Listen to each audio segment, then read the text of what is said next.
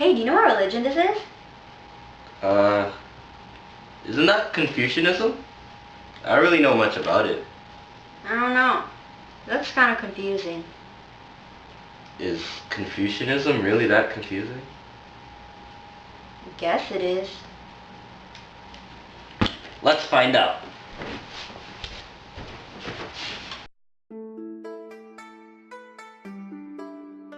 It all began with a boy named Confucius. He was born on September 28, 551 BCE, and was raised with a widow mother in poverty because his father died when he was 3 years old. His chances of success in the world seemed low, but he was determined to do his best. Confucius was guided by his mother, became a strong learner in his teenage years, and eventually became a teacher. When Confucius was 49 years old, he went around China teaching rulers about what should be right and wrong, with the help of his disciples. However, the story of Confucianism does not begin with Confucius. It begins with the hearts of everyone he taught.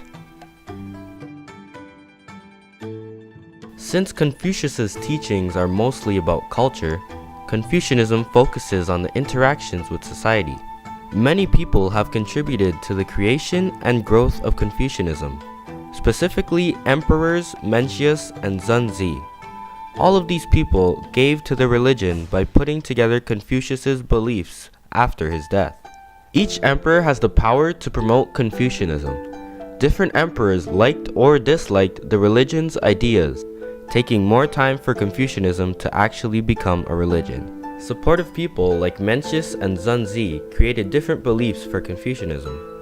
Mencius believed that all people are good and could become perfect, while Zunzi believed that all people are bad and should work towards becoming good with kindness and education. That's an interesting history. I get it now. But wait, who are Confucians? What makes them so different? A Confucian would say, our beliefs and actions. We believe that humans are naturally good and could be perfect. With the help of the 5 virtues, anyone can become a better person. For a person to know what is right and wrong, be peaceful with the community, and have respect for themselves, they are Junzi, the ideal person. It is our goal to become the ideal person because it makes the world a better place. The 5 virtues to become Junzi include the first and most important, Ren, treating others the way you want to be treated, followed by Yi meaning justice, Li meaning respect, Zi meaning wisdom, and Zin meaning honesty. But it's not just a way of living, it's a religion. Most religions are centered around superhuman beings or spirits. Confucius believed in Tian as the positive force in the universe. Even though Tian is the name of God, meaning heaven, Confucianism is not centered around God. Another supporter named Dongzong Shu added the connection to the spirit world with the yin-yang symbol. This symbol is used to show how things that seem completely different are closely connected to create balance. Then Dongzong Shu came up with the idea that the stuff that we do in the physical world also affect the spiritual world, making our teachings more sacred. Our religion also has no official symbol of faith, because Confucius believed that the symbol might be worshipped more than the teachings. Instead, we usually use the water symbol. Water represents the source of life. In our daily lives, we must always respect our roles in the world. Society, education, and family are key. Confucianism is all about relationships. Confucius taught his followers to have respect for all people. We put family and the world before ourselves, which is really different from how people usually think. Education is highly valued, especially because Confucius was a teacher himself. Last but not least, family is the most important of them all.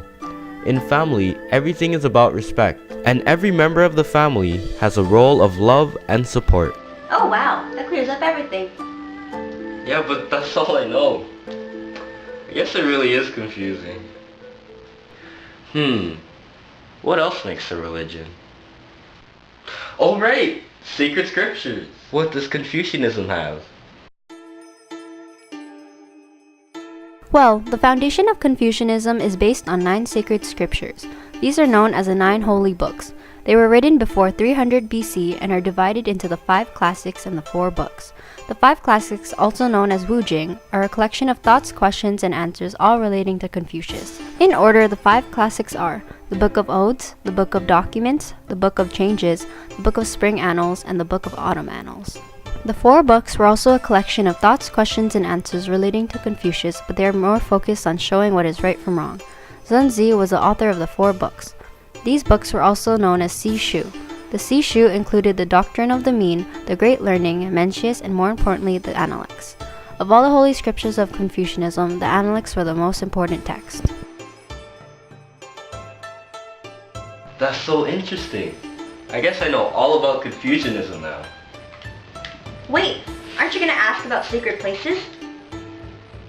Well, Muslims face towards the city of Mecca when they pray, so that's pretty secret. And Jewish synagogues face towards Jerusalem. So how about Confucians? While Confucians don't have their rituals centered around a certain place, there are areas in China that are highly respected.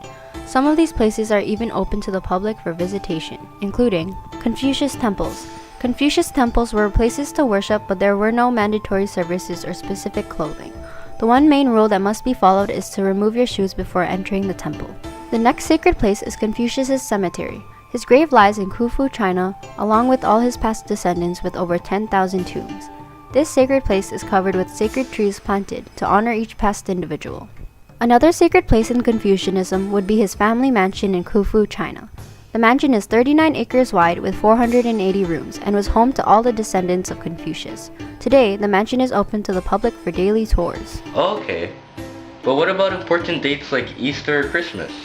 Are there any sacred times that Confucians celebrate? Just like other religions, Confucians celebrate holidays and have many religious days. Christians celebrate the birth of Jesus Christ, which is also known as Christmas. In the same way, Confucians celebrate Confucius' birthday on September 28th every year. To celebrate, a 60-minute long ceremony is held at his birthplace in Khufu, China. Performances, prayers, and a big feast are organized for followers that day.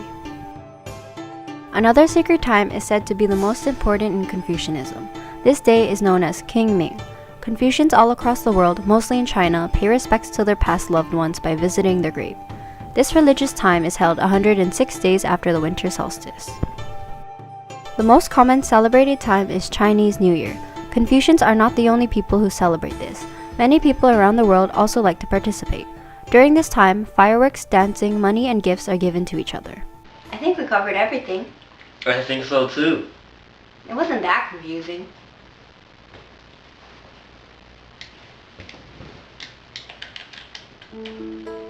In the end, Confucius wanted everybody to remember several things. The first being family. Love your family and your neighbors. Next, education is highly valued. We are also reminded to respect everything, ourselves, others, and the environment. To become the ideal person, we need to be nice to everything. And don't forget, Confucianism started in Khufu, China. Is Confucianism really that confusing? Thanks for watching!